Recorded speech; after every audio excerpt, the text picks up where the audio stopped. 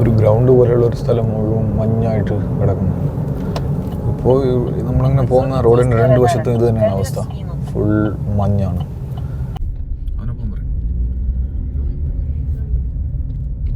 ഇതൊരു ഗ്യാസ് സ്റ്റേഷനാണ്. Gas fill ചെയ്യാൻ വേണ്ടി വന്നതാണ്. പക്ഷെ മഞ്ഞ് ഒഴിച്ച കാരണം സ്റ്റേഷൻ പൂട്ടിയിട്ടിരിക്കുകയാണ്.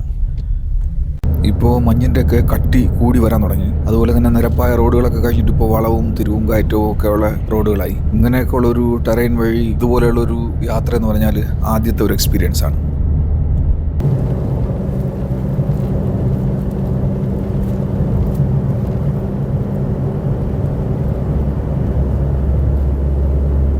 ഇത് ചെറിയൊരു വില്ലേജാണ്.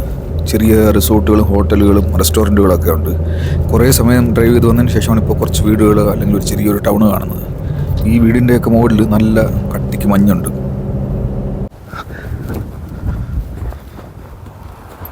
ഇവിടെ എല്ലാം ഈ അമൃത്സറിൽ ചേർക്കാർ ആസ്വദിക്കാൻ വന്ന ആൾക്കാരുടെ വണ്ടികളാണ്. ഇതെല്ലാം പുതഞ്ഞാണ് കിടക്കുന്നത്, മഞ്ഞിലാണ് മുഴുവൻ.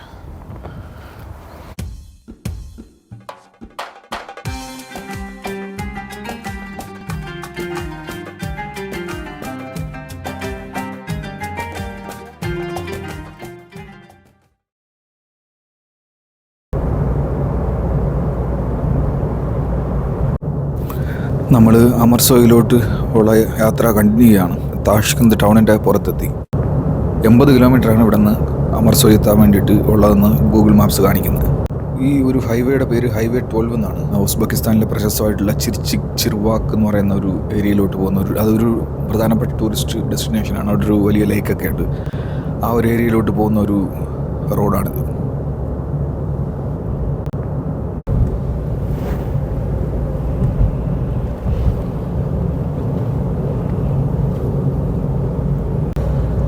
ഒരു ഗ്രൗണ്ട് പോലെയുള്ള ഒരു സ്ഥലം മുഴുവൻ മഞ്ഞായിട്ട് കിടക്കുന്നു.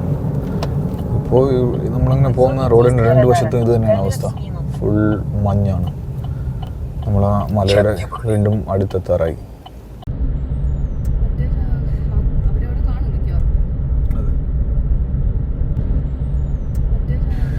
അമൃത്സറിക്ക് ഇനി 65 കിലോമീറ്റർ കൂടെ ഉണ്ട്. ആ വീടുകളുടെയൊക്കെ മുകളിൽ നല്ല കട്ടിക്ക് മഞ്ഞ് കിടപ്പുണ്ട്. അങ്ങ് ദൂരെ മഞ്ഞ് മലകൾ കാണുന്നുണ്ട്.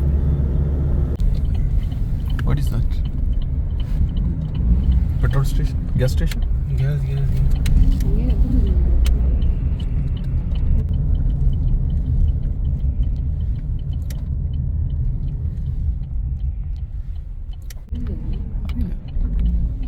അറിയില്ല അയാളെന്താന്ന് ചോദിച്ചാൽ അവനൊപ്പം പറയും. ഇതൊരു ഗ്യാസ് സ്റ്റേഷനാണ്. ഗ്യാസ് ഫില്ല് ചെയ്യാൻ വേണ്ടി വന്നതാണ്. പക്ഷെ മഞ്ഞ് ഒഴിച്ച കാരണം സ്റ്റേഷൻ പൂട്ടിയിട്ടിരിക്കുകയാണ്.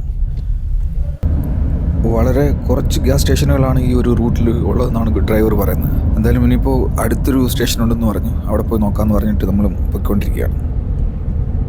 ഖറവോയി ഒട്ട മോസ്ക് എന്നാണ് ഈ ഒരു മോസ്കിൻ്റെ പേര് ഗൂഗിൾ മാപ്സിൽ കാണിക്കുന്നത്. കരബൈ എന്നാണ് ഈ ഒരു ടൗണിൻ്റെ പേരും കാണിക്കുന്നത്. മുഴുവൻ മഞ്ഞിനിടയിൽ ഒരു പച്ച കളറിലുള്ള ഡോം മാത്രം പ്രൊജക്റ്റ് ചെയ്ത് കാണിക്കുന്നു. നല്ല രസമുള്ള ഒരു കാഴ്ചയാണ്. ഇപ്പോൾ മഞ്ഞിൻ്റെയൊക്കെ കട്ടി കൂടി വരാൻ തുടങ്ങി. അതുപോലെ തന്നെ നിരപ്പായ റോഡുകളൊക്കെ കഴിഞ്ഞിട്ട് ഇപ്പോൾ വളവും തിരിവും കയറ്റവും ഒക്കെ ഉള്ള റോഡുകളായി. ഇങ്ങനെയൊക്കെ ഉള്ളൊരു ടെറൈൻ വഴി ഇതുപോലെയുള്ളൊരു യാത്ര എന്ന് പറഞ്ഞാൽ ആദ്യത്തെ ഒരു എക്സ്പീരിയൻസ് ആണ്.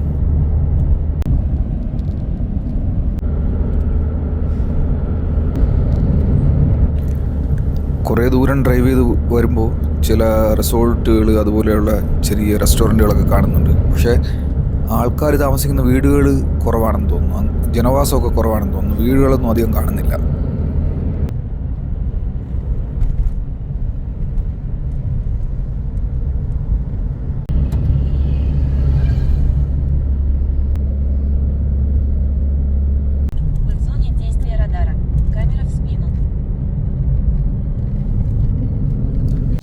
റോഡിൽ മഞ്ഞ് വീണിട്ട് ആൾക്കാർ നിന്നിട്ട് മാറ്റിക്കൊണ്ടിരിക്കുകയാണ് മഞ്ഞ്.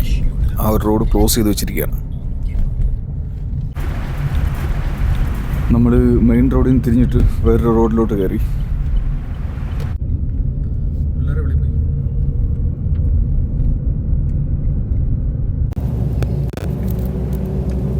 ഈ മഞ്ഞ് കാരണം പെട്രോൾ സ്റ്റേഷനുകളൊന്നും വർക്കാവുന്നില്ല. അങ്ങനെ പെട്രോൾ സ്റ്റേഷനും ഗ്യാസ് സ്റ്റേഷനൊന്നും വർക്കാവുന്നില്ല. വർക്കാവുന്നിടത്ത് നല്ല ക്യൂ ആണ്. ഈ വണ്ടികളൊക്കെ മഞ്ഞ് മാറ്റാൻ വേണ്ടി നിർത്തിയിരിക്കുന്ന വണ്ടികളാണ്. അപ്പോൾ നമ്മൾ നല്ല കട്ടിയുള്ള മഞ്ഞുള്ള സ്ഥലത്ത് എത്തി.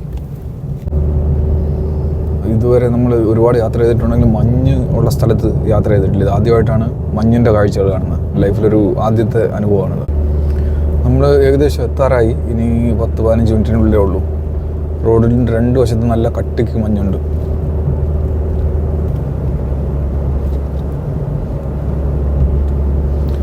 ടൂറിസ്റ്റ്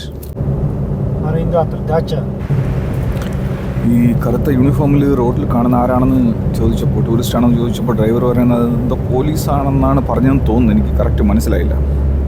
ഇത് ചെറിയൊരു വില്ലേജാണ്. ചെറിയ റിസോർട്ടുകളും ഹോട്ടലുകളും റെസ്റ്റോറൻറ്റുകളൊക്കെ ഉണ്ട്. കുറേ സമയം ഡ്രൈവ് ചെയ്ത് വന്നതിന് ശേഷമാണ് ഇപ്പോൾ കുറച്ച് വീടുകൾ അല്ലെങ്കിൽ ഒരു ചെറിയൊരു ടൗൺ കാണുന്നത്. ഈ വീടിൻ്റെയൊക്കെ മുകളിൽ നല്ല കട്ടിക്ക് മഞ്ഞുണ്ട്.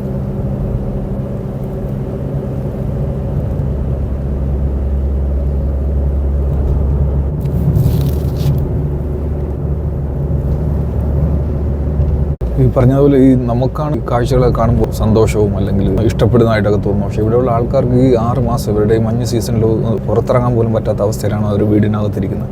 ഒരു പണിക്കും പോകാൻ പറ്റില്ല. ക്ലൈമറ്റുമായിട്ട് അഡ്ജസ്റ്റ് ചെയ്യാൻ വേണ്ടിയിട്ട് അതിന് വേണ്ടിയിട്ടുള്ള ആഹാരങ്ങൾ തയ്യാറാക്കണം, ആ രീതിയിൽ ജീവിക്കണം. അപ്പോൾ ഇവർക്ക് ഒരുപാട് ഇവിടെ ജീവിക്കുന്ന ഈ ടെറേനിൽ ജീവിക്കുന്ന ആൾക്കാർക്ക് പൊതുവെ ഒരുപാട് ബുദ്ധിമുട്ടുണ്ടാകുന്നുള്ളതാണ് സത്യം. നോർമൽ ക്ലൈമറ്റിൽ ഉള്ള ആൾക്കാർക്ക് ജസ്റ്റ് വന്ന് കാഴ്ചകൾ കാണുമ്പോൾ ഉണ്ടാകുന്ന ഒരു സന്തോഷം ഇവിടെ ജീവിക്കുന്ന ആൾക്കാർക്ക് ഉണ്ടാവില്ല. അതാണ് ഞാൻ പറയാൻ ഉദ്ദേശിച്ചത്. നമ്മളിങ്ങനെ ഒരു കുന്നിൻ്റെ മേലോട്ട് കയറിക്കൊണ്ടിരിക്കുകയാണ്. വന്ന വഴിയിൽ മുഴുവനും ചെറിയ ചെറിയ വീടുകളും കൃഷിയിടങ്ങളുണ്ട്. ഇതെല്ലാം മഞ്ഞിൽ മൂടിക്കിടക്കുകയാണ്. അവർക്ക് ഈ മഞ്ഞ് വീഴ്ച തീരുന്നത് വരെ ഒന്നും ചെയ്യാൻ പറ്റില്ല. നോർമൽ ക്ലൈമറ്റ് ആകുന്ന സമയത്ത് ഇവർ കൃഷി ചെയ്തുണ്ടാക്കുന്ന ധാന്യങ്ങളും മറ്റും ഒക്കെ വെച്ചിട്ടാണ് പിന്നെ ഈ തണുപ്പ് സമയത്ത് അവർ കഴിച്ചു വിടുന്ന 6 മാസം. ശരിക്കും പറഞ്ഞാൽ 6 മാസം തണുപ്പിനെ പ്രതിരോധിക്കാൻ വേണ്ടിയിട്ട് ഇവർ 6 മാസം നോർമൽ ക്ലൈമറ്റിൽ കൃഷി ചെയ്യുന്നു, അതിൻ്റെ വിളവെടുക്കുന്നതിനെ ശേഖരിച്ച് വയ്ക്കുന്നു, എന്നിട്ട് തണുപ്പ് സമയത്ത് ഇതിനെ ഉപയോഗിക്കുന്നു. അതാണ് ഇവർ ചെയ്യുന്നത്.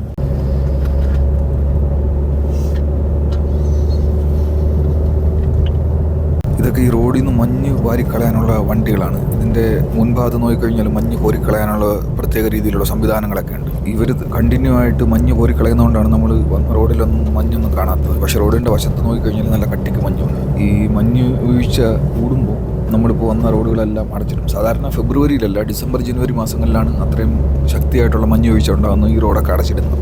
ഫെബ്രുവരിയിൽ അങ്ങനെയുള്ള പ്രശ്നങ്ങളൊന്നും ഉണ്ടാവില്ല എന്നാണ് ഞാൻ ട്രിപ്പ് പ്ലാൻ ചെയ്യുന്ന സമയത്ത് നോക്കിയപ്പോൾ എനിക്ക് മനസ്സിലായത്. അതുപോലെ നമ്മൾ യൂട്യൂബിലൊക്കെ നോക്കിക്കഴിഞ്ഞാൽ ഒരുപാട് വീഡിയോകൾ കാണാൻ പറ്റും. അമർസോയിൽ വന്നിട്ട് മഞ്ഞ് വീഴ്ച കാരണം പെട്ടുപോയ ആൾക്കാരുടെ വീഡിയോസൊക്കെ ഒരുപാട് കാണാൻ പറ്റും. മലയാളത്തിലുള്ള വീഡിയോസൊക്കെ തന്നെ കാണാൻ പറ്റും യൂട്യൂബിൽ നോക്കിക്കഴിഞ്ഞാൽ.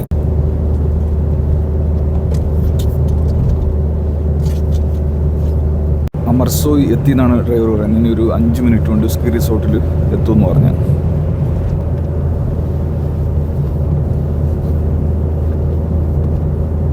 ഈ റോഡിൽ കറുത്ത കോട്ട കെട്ടി നിൽക്കുന്നത് ഈ പോലീസിൻ്റെ സ്പെഷ്യൽ ഫോഴ്സ് എന്നാണ് ഡ്രൈവർ പറഞ്ഞത്. നമ്മളിപ്പോൾ അമർസോയ് എത്താറായി. ഇപ്പോൾ ഈ പോലീസുകാരുടെ എണ്ണം ഒരുപാട് കൂടുതലാണ്. റോഡിൽ മുഴുവൻ ഒരുപാട് പോലീസുകാരെ കാണുന്നുണ്ട്.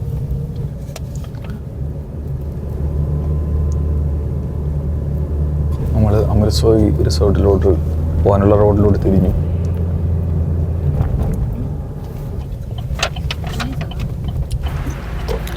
ആ ഒരു ഭാഗത്താണ് പാർക്കിംഗ് ഉള്ളത്.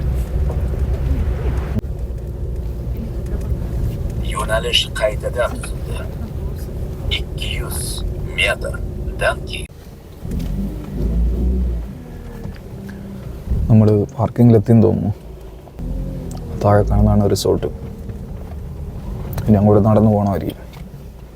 നമ്മൾ അങ്ങനെ ഇവിടെയാണ് പാർക്കിംഗ്. ഇവിടെ പാർക്ക് ചെയ്തിട്ട് നടന്നിനി താഴെ പോകണം. അവിടെ നിന്ന് എങ്ങനെയാണ് ഇതിലോട്ട് പോകുന്നതെന്ന് അറിയില്ല. അവിടെ താഴെ പോയി നോക്കിയാലേ അറിയാൻ പറ്റുള്ളൂ. നമുക്ക് എന്തായാലും താഴെ പോകാം. ഇവിടെ വരെ പാർക്കിംഗ് ഉള്ളൂ. അതായത് വരുന്ന വണ്ടികളെ ഇവരവിടെ പാർക്ക് ചെയ്യിപ്പിക്കുകയാണ്. ഇനി എങ്ങനെയാണ് പോകേണ്ടതെന്ന് അവിടെ താഴെ പോയിട്ട് നോക്കണം. കുറച്ച് നടക്കാനുണ്ട്, ഒരു 100 മീറ്റർ നടക്കാനുണ്ട്. ആ ഭാഗത്താണ് നമ്മുടെ കേബിൾ കാർ സ്റ്റാർട്ട് ചെയ്യുന്നത്. നമുക്ക് അവിടെ പോയിട്ട് ടിക്കറ്റ് എടുത്തിട്ട് അതിൻ്റെ മേളിലോട്ട് പോകാം. ഇതൊരു റിസോർട്ടോ റെസ്റ്റോറൻറ്റോ എന്തോ ആണ്. നല്ല വെയിലുണ്ട്, പക്ഷേ ചൂട് തീരെയില്ല. ഇതുണ്ട് ഈ ബിൽഡിങ്ങിൻ്റെയൊക്കെ സൈഡിൽ വെള്ളം ഒലിച്ച് ഐസായിട്ട് നിൽക്കുന്ന. ഇവിടെ എല്ലാം ഈ അമൃത്സറിൽ ചേർക്കാർ ആസ്വദിക്കാൻ വന്ന ആൾക്കാരുടെ വണ്ടികളാണ്. ഇതെല്ലാം പുതഞ്ഞാണ് കിടക്കുന്നത്, മഞ്ഞിലാണ് മുഴുവൻ. ദൂരെ നമ്മുടെ കേബിൾ കാർ കാണുന്നുണ്ട്. ഇപ്പോൾ സമയം 2:15. നമുക്കൊരു 4 മണിക്കെങ്കിലും ഇവിടെ നിന്ന് തിരിച്ചു പോകണം. അതാണ് പ്ലാൻ.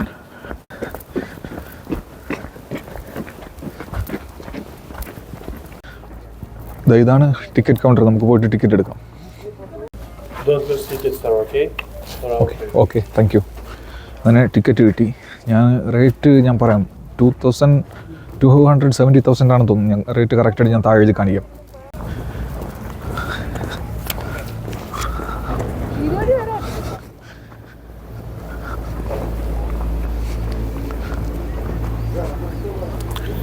ഗേറ്റ് വഴിയാണ് ഉള്ളിൽ കയറേണ്ടത്.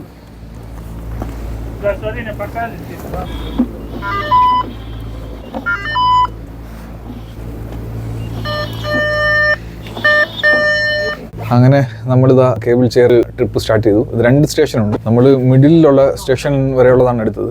ഇപ്പോൾ അത്യാവശ്യം സ്പീഡിലാണ് ഈ കേബിൾ കാർ പോകുന്നത്. ഇതിൻ്റെ ടിക്കറ്റ് റേറ്റ് വരുന്നത് കുട്ടികൾക്ക് 50 ദിർഹംസും ഏകദേശം 50 ദിർഹംസ്, കറക്റ്റ് 50 ദിർഹംസ് അല്ല, ഏകദേശം 50-51 ആ ഒരു റേഞ്ചിലും, അതുപോലെ വലിയ ആൾക്കാർക്ക് ഏകദേശം 60 ദിർഹംസിൻ്റെ ആ ഒരു റേഞ്ചിലുമാണ് ഇതിൻ്റെ ടിക്കറ്റ് ചാർജ് ആയത്.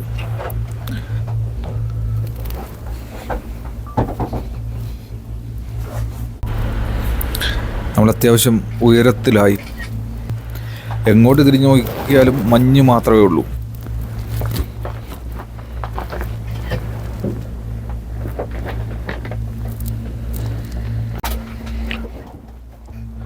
താഴോട്ട് നോക്കിയാൽ ഇതാണ് കാഴ്ച. ടോട്ടൽ ഈ കേബിൾ കാറിൻ്റെ നീളം 2.5 കിലോമീറ്റർ ഉണ്ടെന്നാണ് ഞാൻ നെറ്റിൽ നോക്കിയപ്പോൾ മനസ്സിലായത്.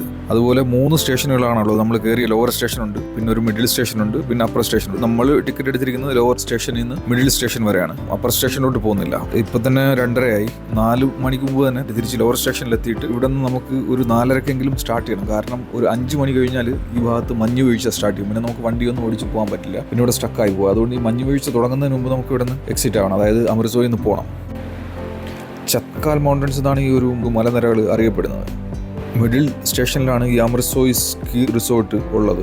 മഞ്ഞുമായിട്ട് ബന്ധപ്പെട്ടിട്ടുള്ള കുറേ ആക്ടിവിറ്റീസുകളും സ്കീയിങ്, സ്നോയിങ് അങ്ങനെയൊക്കെയുള്ള ഒരുപാട് പരിപാടികളും, പിന്നെ റെസ്റ്റോറൻറ്റ്, അതുപോലെ ഒരു റിസോർട്ടുണ്ട്. അങ്ങനെ മഞ്ഞുമായിട്ട് ബന്ധപ്പെട്ടുള്ള കുറേ ആക്ടിവിറ്റീസ് ഉണ്ട്. വേണമെങ്കിൽ 1-2 ദിവസം ഫുള്ള് ഇവിടെ സ്പെൻഡ് ചെയ്യാനുള്ള ആക്ടിവിറ്റീസ് ഇവിടെ ഉണ്ട്. പക്ഷെ നമ്മൾ ജസ്റ്റ് കണ്ടിട്ട് ഇന്ന് തന്നെ തിരിച്ചു പോകുന്നു. നമുക്ക് അത്രയും സമയമില്ലാത്തതുകൊണ്ട് ജസ്റ്റ് ഒരു കാഴ്ചകൾ കണ്ടിട്ട് പെട്ടെന്ന് തന്നെ തിരിച്ചു പോകാനാണ് നമ്മുടെ പ്ലാൻ.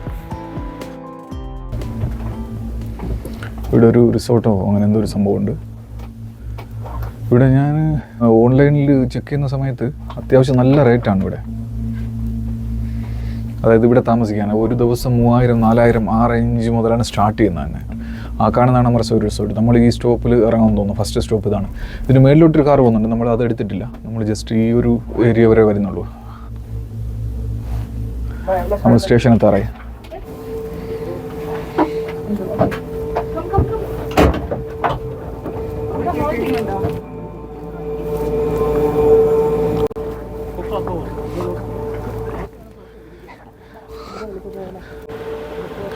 അങ്ങനെ നമ്മൾ മിഡിൽ സ്റ്റേഷനിൽ ഇറങ്ങി. ഇനിയിപ്പോൾ നേരെ അമൃത്സോയ് സ്കീ റിസോർട്ടിൽ പോയിട്ട് അവിടുത്തെ കാഴ്ചകളൊക്കെ കണ്ടിട്ട് നമുക്ക് തിരിച്ചു പോകണം.